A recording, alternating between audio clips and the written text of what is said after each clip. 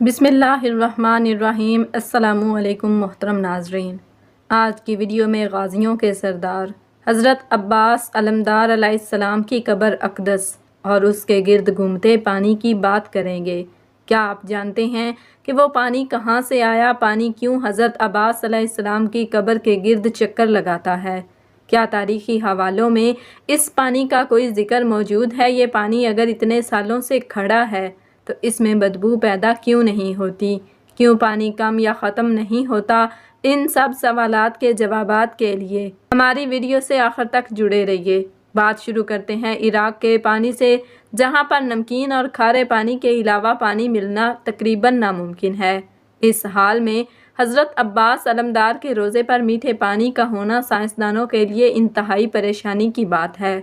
लोग तहकीक करने पर मजबूर हैं कि आखिर ये खुश ज़ायका और साफ़ शफाफ पानी कहाँ से आ रहा है, क्यों उसकी रंगत और ज़ायका नहीं बदलता।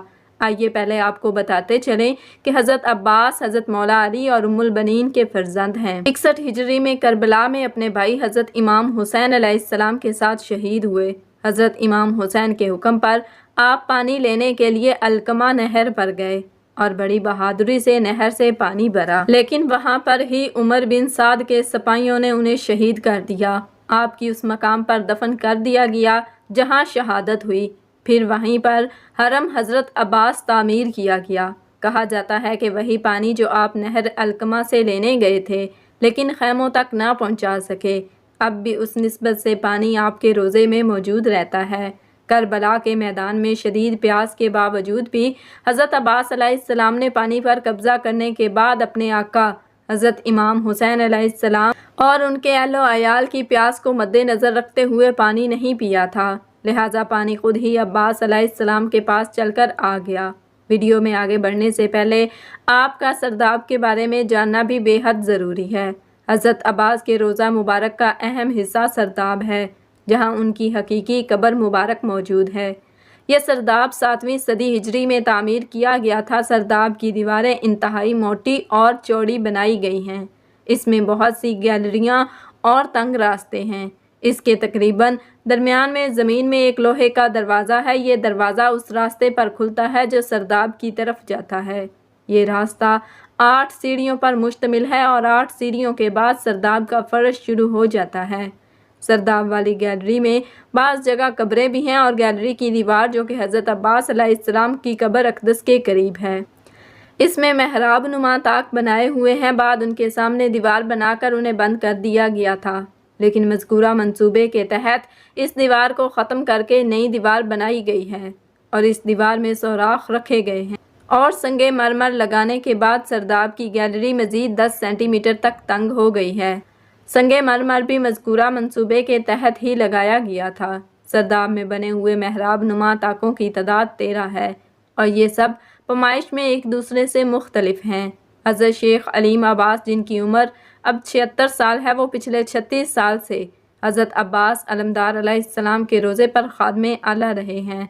उन्होंने अपनी किताब रोज़ातुल अब्वाल फ़ज़ूल में लिखा है कि पहले सरदाब में ये पानी चश्मों की सूरत में बहता था, यानी एक तरफ से आकर दूसरी तरफ निकल जाता था और 400 साल तक ऐसे ही रहा।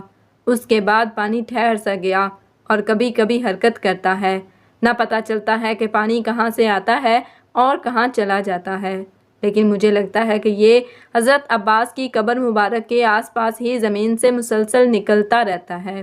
पहले सरदाब की सीढ़ियाँ आम लोगों के लिए खुली होती थीं, तो हर कोई पानी को तबर्रक के तौर पर ले जाता था। हज़रत शेख अलीम मज़ीद लिखते हैं कि ये पानी सर्दियों में गर्म और गर्मियों में ठंडा होता है। एक दफ़ा हरम की दीवारों में दरार का बहाना बनाकर एक टीम इंग्लिस्तान से आई, लेकिन उनका मकसद पानी का ही मुआयना करना है।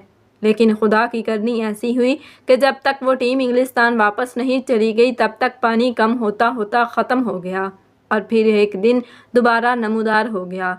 लेकिन अब पिछले 50 साल से पानी अपनी एक सतह बरकरार रखे हुए है जो ना कम होती है और ना ज़्यादा। शेख अलीम अब्बास लिखते हैं कि दुनिया के किसी भी कोने में पानी 1 महीने से ज़्यादा अगर पड़ा रहे तो बदबू पैदा हो जाती है, लेकिन इस सरदाब के बंद होने के बावजूद पानी बदबूदार नहीं होता बल्कि खुशबूदार है। اس پانی کی سب سے بڑی خصوصیت یہ ہے کہ پانی کی سطح قبر کی دیواروں سے اونچی ہونے کے باوجود بھی پانی قبر مبارک میں داخل نہیں ہوتا۔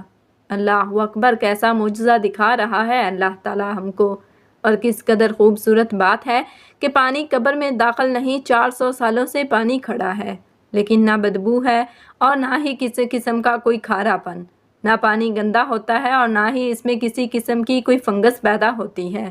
یہ سب سننے کے بعد اب بھی کوئی ہے جو اہل بیت کی عظمت کو نہ مانے۔ بے شک اہل بیت کی پیروی بھی لازم ہے اور وہ برحق بھی ہے۔ اے اللہ پاک، اپنے پیارے حبیب صلی اللہ علیہ وسلم کے صدقے ہم سب کو عباس کے روضے پر گھومنے اور پانی کی زیارت نصیب فرما، آمین یا رب العالمین۔